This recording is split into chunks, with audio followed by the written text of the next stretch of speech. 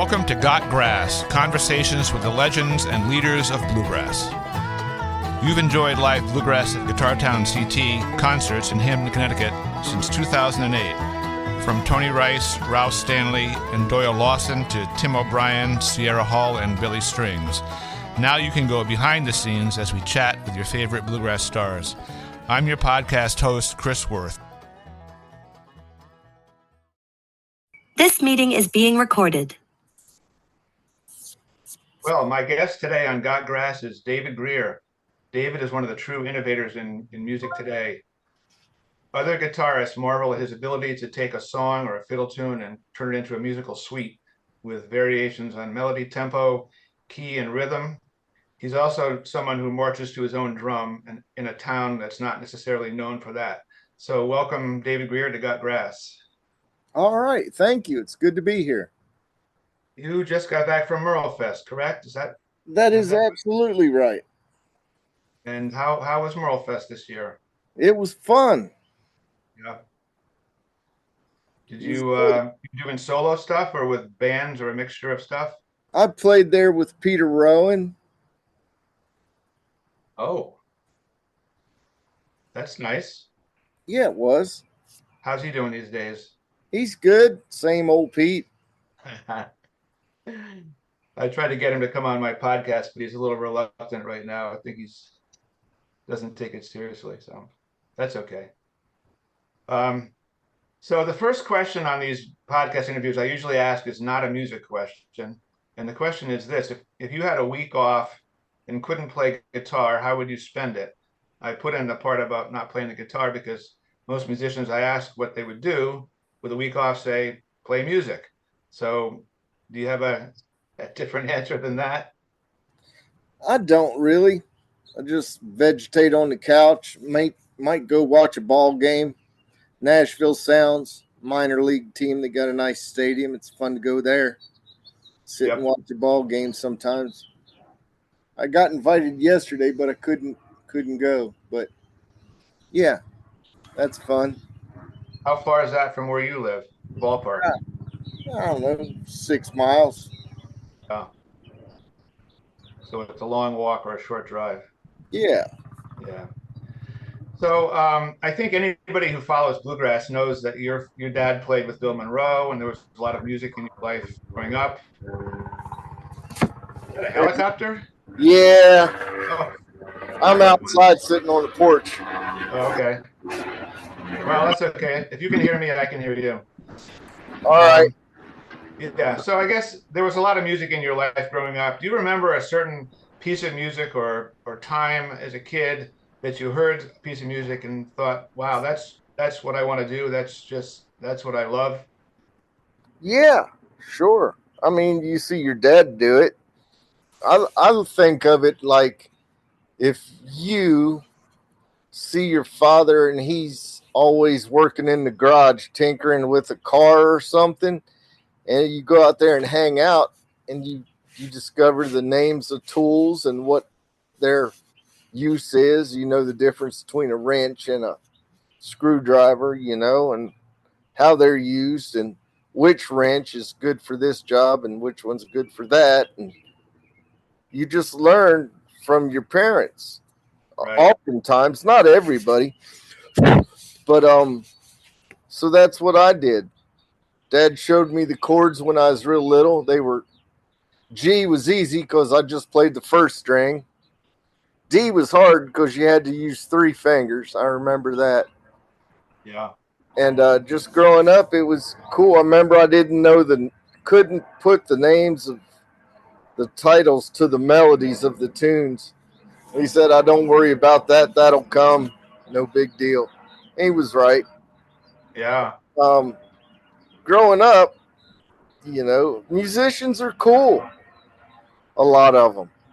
And they're eccentric and unique, every one of them, in that they have to figure out how to make a living doing what they want.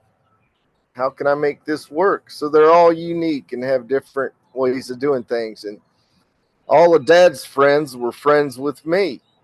I was friends with them. And they were encouraging and, I'd get up and play when Dad played in bars around DC and Baltimore till I fell asleep in a booth somewhere right there in the bar. I was real little, 11, something like that, 12. Anyway, so Bill Monroe would rehearse at the house sometimes. I remember Mom putting me to bed and me sneaking out and coming down the hallway and looking around the corner. It's like, didn't I tell you it's time for bed? Well, hell yeah, you did, but there's a party. The whole band's here. I used to record the band. Dad showed me how to work his tape recorder, reel-to-reel tape recorder. And when they played the Opry and we didn't go, I'd be home listening. When they came on, I'd record it. So a lot of the live tapes from the Opry you might be listening to may have been recorded by me at home. And Roland and Clarence played at our house because Dad was friends with them. They're just jamming in the basement. There's this little kid crying. He played it for me one time. I said, "Who's that?" He said, "That's you." I said, "Oh, didn't know." I was just a real little baby, screaming. Yeah. So do you still have those tapes? Any of those tapes? I have those tapes. I don't know which one's which, and I hadn't really tried to listen to them. I'm half afraid of them. I don't want to play them and ruin them, but I have them. Yeah. Yeah, it seems like there probably some interesting and fun stuff on there. I don't know what the sound quality would be, but it might be fun to hear them. Yeah, after all these years, I wonder.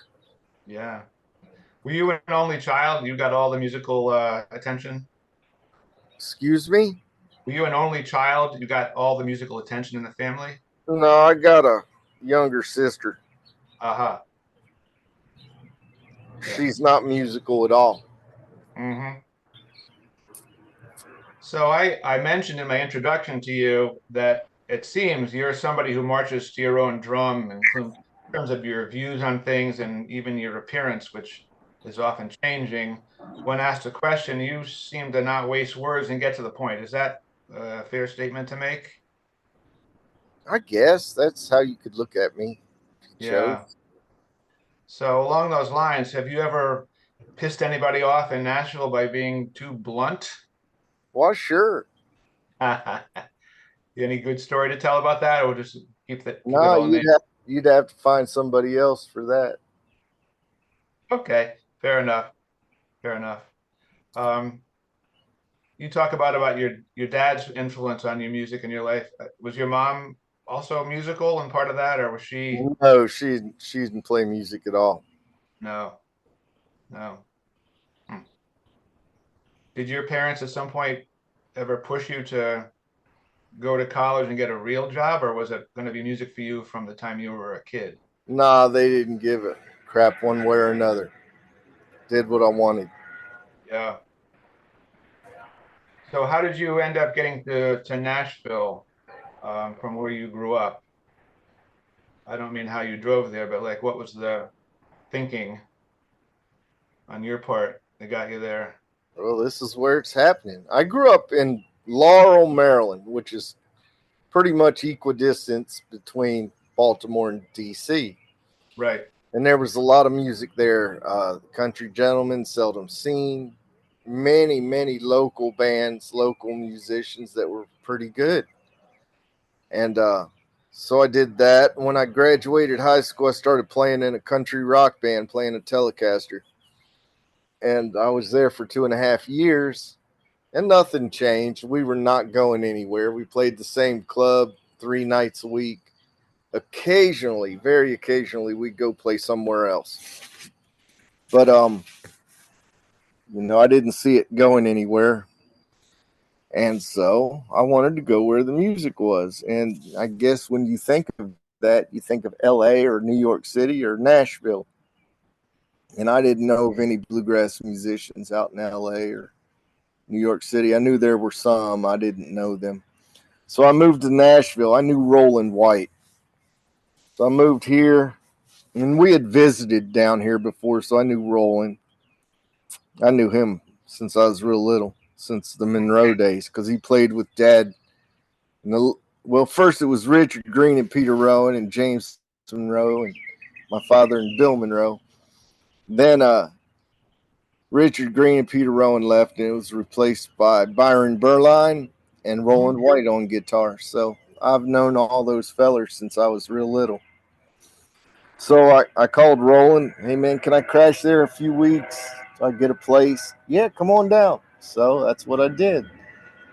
Loaded up the truck. I had a truck, a little Toyota pickup truck full of amplifiers and electric guitars and acoustic guitar. And that was it. I moved down here, and then, you meet people. And if you play well, people talk about you. Oh, there's a new guy in town, plays pretty good. So, you meet more people. And through them, each person you meet has their own little circle. And they overlap, but there's always some new folks to meet. And through that, it slowly just grew. I think it was normal. Did you do some studio work, like just to pay the bills beginning in Nashville? I mean, you showed up in town, didn't really know too many people. You obviously had to buy groceries and pay the mortgage and stuff, or the rent. So did you do studio work to Yeah, whenever I could. Sure, when anybody wanted it. Yeah. So eventually the word got out, and here we are. Yeah. That's the way it goes. You have a family now. How do you balance out performing and touring with family life? Are you a little more selective about your time, or are you just gung-ho music and just the way you always have been? Yeah, nothing's changed. Yep. Is that a helicopter, or it sounds like some kind of a boat now? No, that's a helicopter again. Are they looking around for marijuana groves or something, or? Probably taking somebody in a car accident to the hospital. Oh. So I'm getting to the guitar, which I knew you knew I would get to the guitar eventually in this chat. So I would call you a student of the guitar. When you play guitar alone or practice, as some might call it, how do you start out? You take out your guitar, you by yourself, you just start strumming away or fiddle around, or do you have a goal each time, or you just play? I have no goals. I just play, and start with, if I hadn't played in a while, I'll start with what I think's an easy tune just to get the strings under my fingers and everything working right. I don't have exercises. I don't warm up or any of that. You just play. Just play. People have everybody's different. Oh, you got to warm up for this much. You got to do these stretches. I said, no, you need to do those stretches and you need to warm up, Yeah, So that's true. That's a good way of putting it. Everybody has their ideas about how you should hold the pick or how you should, whatever. Mel Bay's got millions of books probably, and it shows you how to hold the pick, and that's a good place to start. You should learn correctly if you're able. And then through time and your own thoughts and the way you do things will morph and change slightly. And they tell you you're supposed to do this, but if you look at the people who play this music, everybody does it a little differently. Down to just the way they hold a pick. Something that simple. The way their right hand works, everybody's a little different. So what's right? Well, it's hard to complain. I'm not going to tell Doc Watson he's doing it wrong because he's not. Clearly, he's doing it absolutely right. But it's different from what they teach, maybe. And same with Tony Rice and Norman Blake and Dan Crary and on down the line. Clarence, everybody does it a little differently. And that's the way you should do it. So I don't get stuck up on rules. I don't let that hold me back. I look at it as holding back because, you might not be doing it right. Well, assess. look at your hand. Am I doing this right or not? Is it good enough? Am I having any problems with the way I do it? And if the answer is no, and you're satisfied with the way you're holding the pick, then I don't see a reason to change. Again, Yep. because everybody has their own way. Now, there's ways I see people do it that I think maybe isn't right. But if it works for them, it's not none of my business to tell them what's what. Right?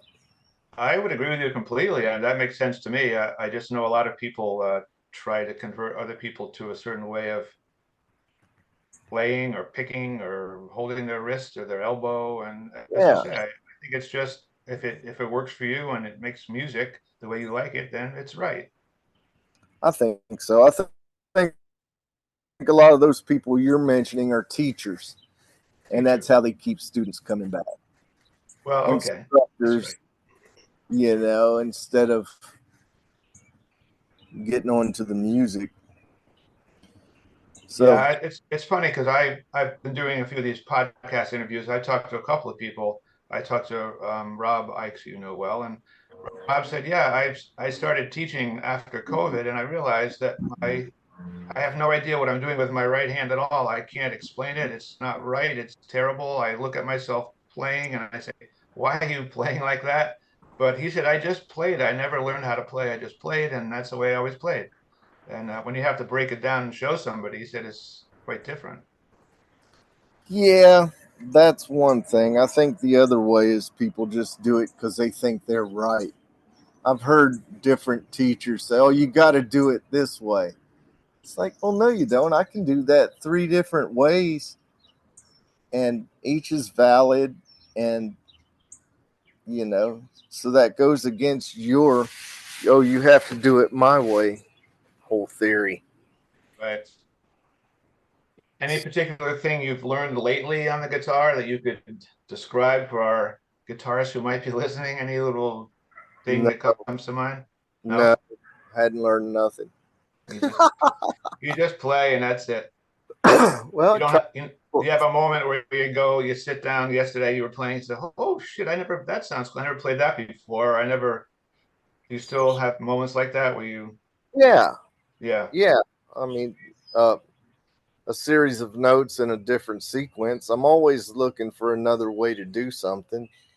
Hmm. And if you're too stuck and you play it this one way all the time, you're not really leaving any room for something new to develop, or you just stumble onto something different that may be, well, to be new, and it may be better. Who knows? So that's what I do when I play. Try to, well, how's another way to do this? How's a better way to get from here to there? Or maybe not better, but another different way to get from point A to point B. This chord to that chord. How can I do that states the melody better? Or, you know, is a variation. So that's what I like. I don't like to play it's not classical music. I don't want to play it the same way every time because then I'm bored. That's the last thing I want. I'm the one that's got to hear it all the time. So I Yeah. want to keep it exciting where something may happen. It's like I tell people, I said, I go to the post office every day,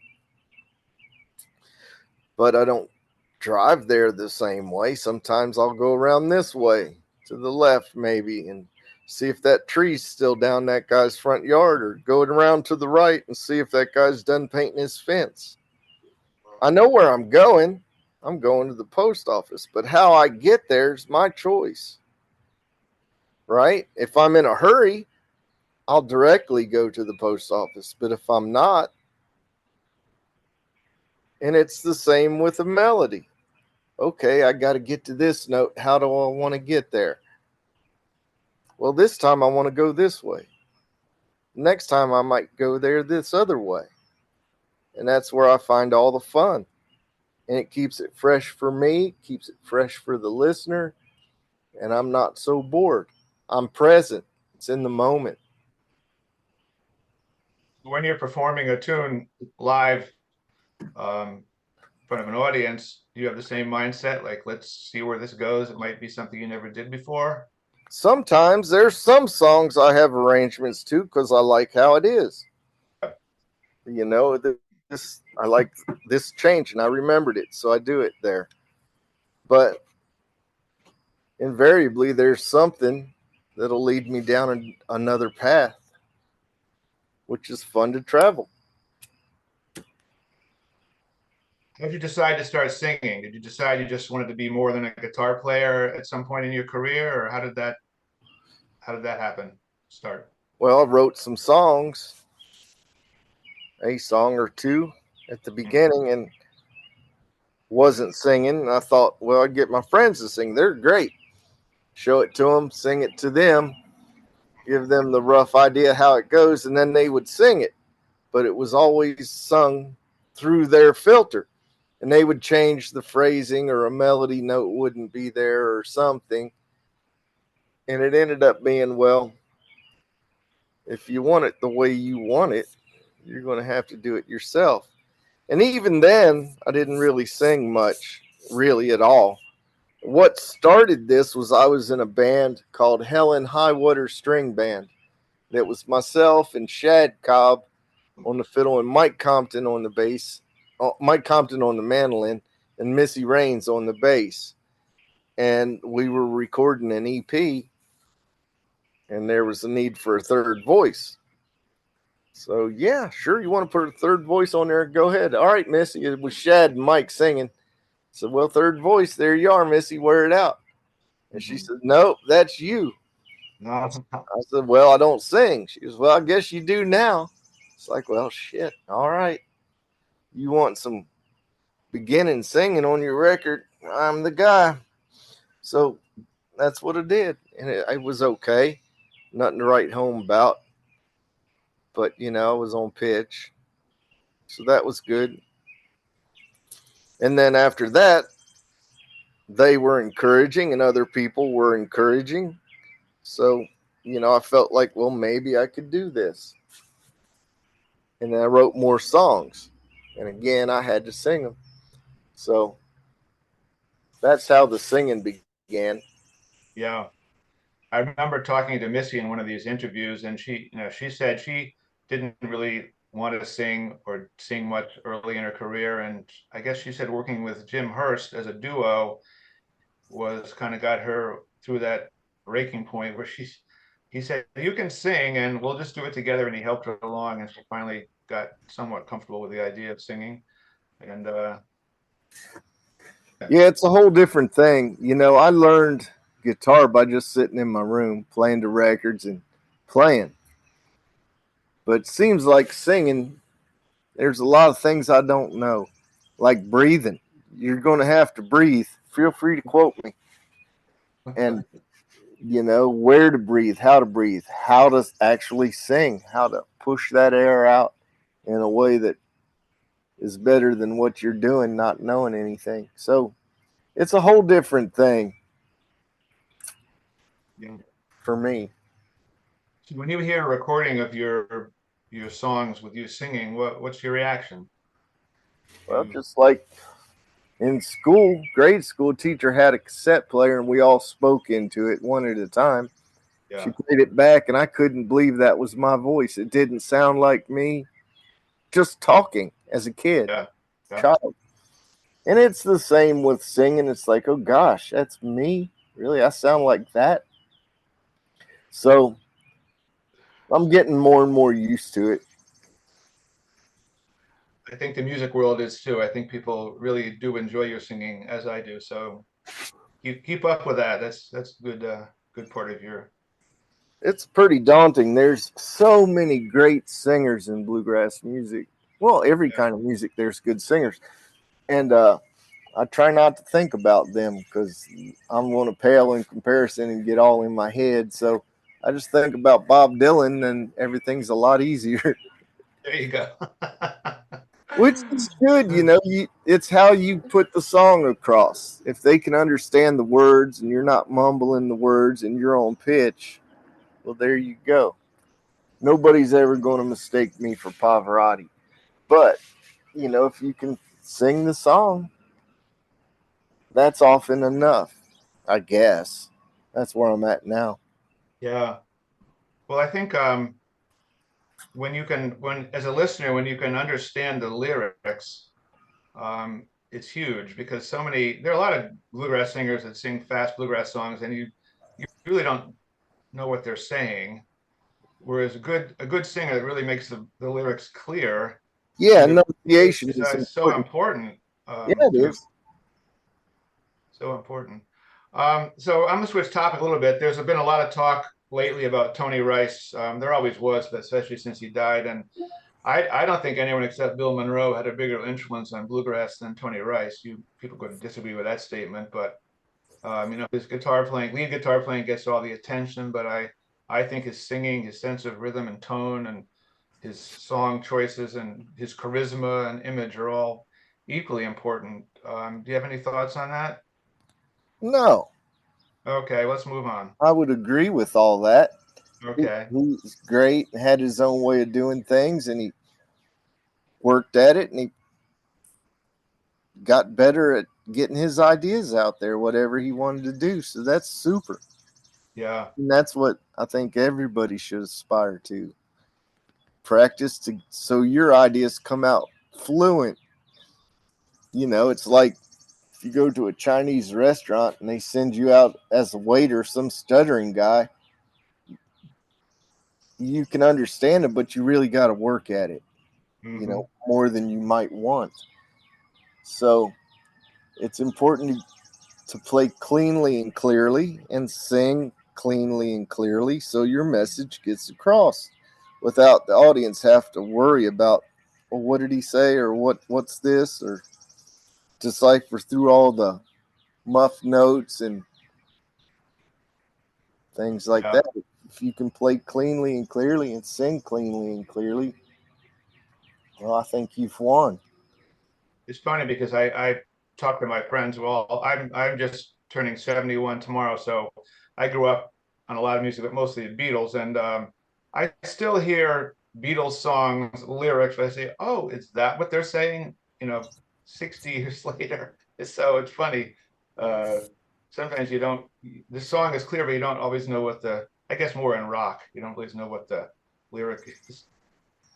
I don't know. Yeah. Well, there's the internet. You could look it up if you're I interested. know I don't care that much. I just always think it's funny when I learn something I thought I knew years ago. I know Tony Rice used to say to guitarists, "Please don't play like me. I already play like me," which they develop your own style. That was because people always asking him, this and that, and how do you do that? And he would say, "Don't do it the way I do it. Do it the way you do it." And I think that's Sure. probably pretty good advice, right? It's the absolute best advice. I mean, learn from him, learn from all of them. As a kid, I learned two or three Tony Rice licks, thought I was Tony Rice. Couldn't be Hmm. further from the truth. Learned two or three Clarence White licks, thought I was Clarence White, and couldn't be further from the truth. And I soon learned that I'm not, and I can't be them. The way they put stuff together is the way they put stuff together. That's their experiences and their ideas and their thoughts all wrapped up coming out in this melody. So, what I could do is do it my way, however that is at that particular time. And I got a better chance of. I always wanted to have my own sound. If Vassar came on the radio, you could tell exactly who it was right then. And different fiddle players, if you were familiar with them, or banjo players. Alan Mundy plays bluegrass banjo. He doesn't Hmm. sound like Earl Scruggs, he sounds like Alan Mundy. Same with Roland White. The difference between Roland White and Buck White and Ricky Skaggs and David Grisman and Sam Bush and John Reichman and everybody on down the line, if you're familiar with them, you can tell it's them because they have their own sound somehow. I don't know how to describe how you get your own sound, but I know by copying you don't get your own sound. You sound like somebody else. I'm always surprised that people that are really, really good at copying don't have their own sound. It's like, Hmm. if you can do all this, why don't you develop that? Take what you've learned and incorporate that. Use those ideas and techniques and everything to then use that as a springboard to do what you're wanting to do. But to each his Yeah. own. I guess for some players it must work to be, you learn a style of a famous player and you get known for playing in his style, and that's just what you do, and that's okay too, I guess. You're not an originator, but you're a good player, you know. How good a Um, player are you, well, I really? don't know. As you say, if you can play somebody's stuff note for note, obviously you could have your own style too if you were so, had the creativity or whatever motivation. Maybe some people just don't want to bother. It's just easy to just be the copier. I don't know. I'm just thinking off the top of my head here. I'd rather hear the original. Yeah. I heard you say one little thing on a podcast once, that one thing you picked up from listening to Tony Rice was to try to let the notes ring a little bit as you play through a phrase. I don't know if I'm putting that correctly, but Yeah. can you explain what you mean by that for a guitarist? How Well, you for you anybody that picks a note, Mhm. if you play a note and then you let off that note, there's nothing, right? So, and before you hit your next note, so it's choppy. It just sounds, I don't know the word, very choppy. It's not a flowing thing. So, if you can hold the note down till you hit the next one, or have an open note ringing that covers up the spot where there's nothing, then it sounds more musical to my ear. It's Uh-huh. like a piano player. If you heard a piano player and they didn't do that, it would be really choppy sounding. And Yeah. there's times when you want that, but you want to be able to pick and choose when that happens. You don't want that to happen because you have no choice. No, is that something you just practice in terms of finger control, like trying to keep the finger on the note until the next one plays, or is that can you actually learn that? Teach Yes, yourself that? you can learn anything. Hmm. Just takes time and the thought. That's the hardest part, is having a thought. But then once you do, now you got a goal. How can I do this the way I want it to come out? And you work towards that. Do you ever record yourself No, practicing or playing, or did you no, ever? never. No, never. I was Um, already there. I was there when it happened. Heard it live. Okay. So I was talking with Tony Rice at one of the concerts he played here, and he mentioned his love for Oscar Peterson, who happens to be my favorite jazz pianist also. And I was thinking that both Tony and Oscar had a certain set of melodic and rhythmic phrases that they repeated often in their playing. So like you say, you heard this little lick, you knew it was Tony, you heard this, you know it was Oscar Peterson. You think all great musicians do that? Like have a certain set of phrases that they kind of incorporate into different patterns and things, or are there Yeah, some players that can players just create completely new stuff on the spot, you think, without having to resort to any some pre-memorized some stuff? can and some can't. Yeah, I mean everybody's got their favorite lick that they've come up with that they know they can use whenever they want. So, how many Yeah. how many licks can you know? You know, at some point you can't remember everything. So That's true. Especially as you get older, the memory of stuff starts to dwindle a little bit. it takes a lot of memory. You got to remember what sounds bad so you don't do it again, and you also have to remember what sounds good so you can do it again. You hear a lot of I play guitar, I like guitar, so I listen to guitarists a lot, and there are quite a few guitarists that actually make a living just playing licks. I mean, their solos are pretty much all just this lick and that lick and this lick.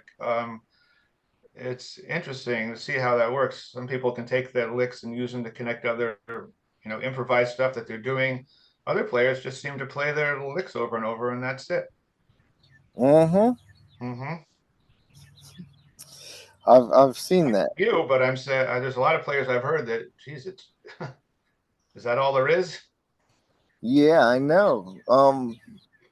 And if it's not related to the melody, if it's just a bunch of licks over a G chord and a C chord, I mean, how long can you watch that without? I mean, you can't follow it Yeah, oftentimes. right. So it's not like they're playing the song. They're just playing licks over the chords that has sometimes no relation to the song. And I find myself daydreaming and not paying attention. And at that point, there's no need for me to be there. Mm-hmm. So So you're firmly of the belief, I'm sure, that melody really is kind of the key to music, yeah, especially in absolutely. kind of music. I mean, right? Yeah. So I was complaining to my father one time. Well, this one particular time.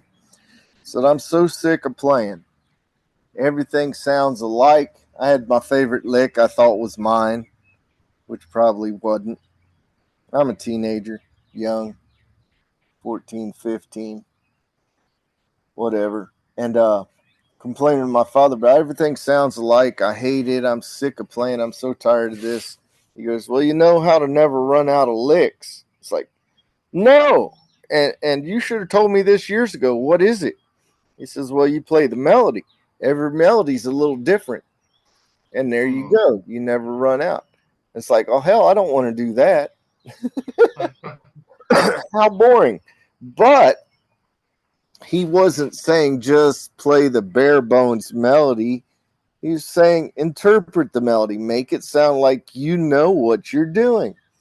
You know, here's the melody, but here's how I embellish the melody, or here's the notes I think are important in the melody and the ones that maybe you don't need to play. And just there's many ways to interpret it, but that's my thought on that whole thing. I Wow. listened, a friend of mine said, you got to hear Joe Pass. I was, oh yeah, I've heard that name. Got any of his records? No, I don't. Well, you gotta get one. So I did. I found Joy Spring, which is amazing. It's live in the studio, like a 4-piece band, and they're killing it. It's amazing. So I saw my friend said, "Hey man, I got that Joy Spring record. It's killer." He says, "No man, you got to get the solo Joe Pass." Uh-huh.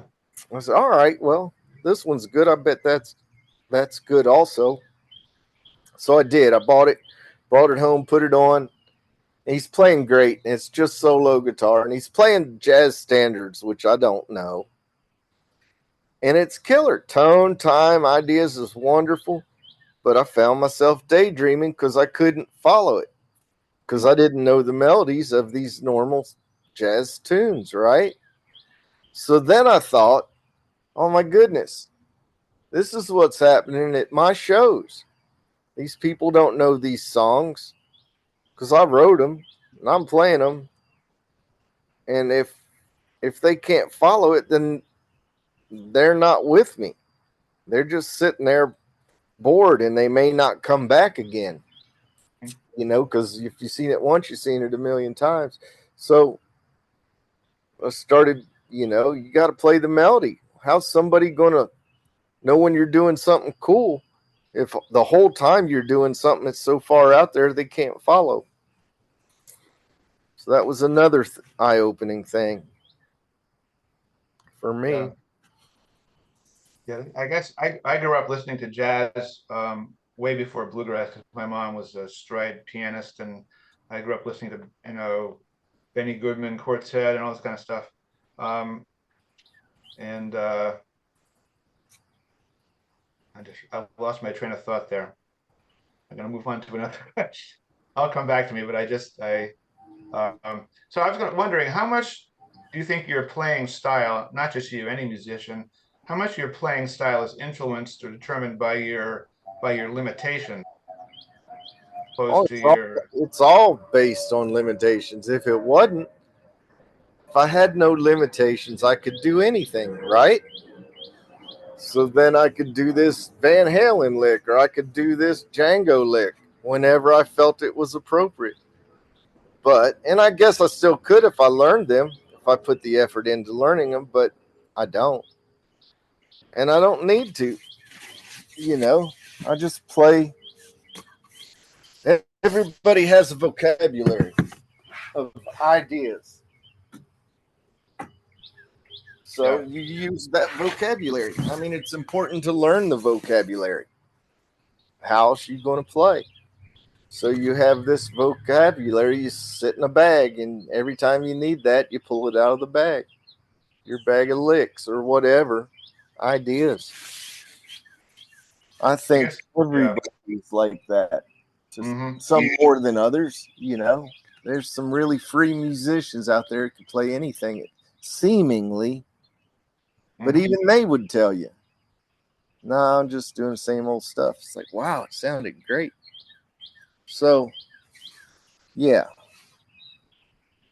I guess what I was leading to with my question before was that jazz and bluegrass are very similar to me in that, you play, the band plays, if it's a band, the band plays the introduction, the melody, the verse, and then everyone gets a chance to take that melody where they want in their solo. And then in theory, they all come back at the end and play it together. And I know a lot of jazz got way off of that, and I listen to a lot of that stuff too. But that melody and variations, I think, is probably key to all music of any type: jazz, classical, folk, African, Indian. Right? It's just the nature of it. Maybe. Yeah. Is there anybody in the history of music that you would have enjoyed playing a duet with that you didn't get a chance to, either because they weren't alive anymore or just never worked out? Any particular longing for that? No, I have no longings for stuff playing with Longing. a dead person. No, no, I got enough going on. There's enough great players around Nashville I can play. I was just at a birthday. Friend of mine had a birthday and there was a jam there. It was great. So, no. I could almost see that as a title to one of your albums, No Longings. That's a good one. Mm-hmm. Uh-huh. I visualize you these days performing as a duet, but I'm not sure with who or even what other instrument. I was thinking about that. Like, do you ever think about doing a duet with a alto sax player or a accordion player or anything, or another singer that No, interests you at all? hell no. No. No. First, you're going to have to split your money. Secondly, those instruments aren't playing rhythm. Mm-hmm. So there's no rhythm. And then those guys, those instruments, I'm going to have to teach the tunes. I don't want to go through all that trouble for something that isn't what I want. Yeah. So do you really prefer playing solo? I like being able to play solo, sure. I like being in a band. I like playing with a group of people too. I Mm-hmm. just like playing, you know. They're each different. There's a different set of parameters you take into consideration, things you hear while you're playing. Yeah. Yeah, we had a concert here a while back with Jeff Picker, the bass player, and he had with him this sax player, Eddie Barbash, who has played with a bunch of people in bluegrass, but I had no idea how you could make a saxophone fit into that type of music. But I tell you, it was unbelievable Yeah, I knew both how well those he did with it. were great. Yeah, it was fun. Um, any new projects you want to talk about that you're working on recording or? Yeah, I'm in the middle of one now. Yeah. Well, not right now, but I've been in the studio. I've been writing a lot of songs and been recording them, which has been really nice. I've got people that Jason Carter cut two of my songs on his last record. In fact, one, Paper Angel, was the second most played song on Bluegrass Radio last year. So that's kind of nice. Yeah. He cut another instrumental of mine. those two were singing songs. Dust Bowl Dream and Paper Angel were the two songs he cut. He's cut another instrumental of mine. Jim Hurst has cut a song of mine. Who else? I've got people got songs on hold that they're wanting to do. So I'm doing a record of all my songs, all the songs that I've wrote or co-wrote. Yeah. Singing songs. And I'm the only musician. I'm playing the guitar. Some have 2 or 3, 4 guitars on them. Some's just one guitar. Some have me playing mandolin along with the guitar. And then I'm having different people sing with me. So far, I've had Tim O'Brien, Billy String sang one, Andrea Zahn, who sings with James Taylor, she sang on too. Brenna McMillan, who's got a really high voice, is really good. She sang on a couple. I know I'm forgetting some. Shad Cobb's going to sing on one next week. Different people are singing. Oh, Claire Lynch sang a song. All these things are starting to take shape. It's nice to see them take shape.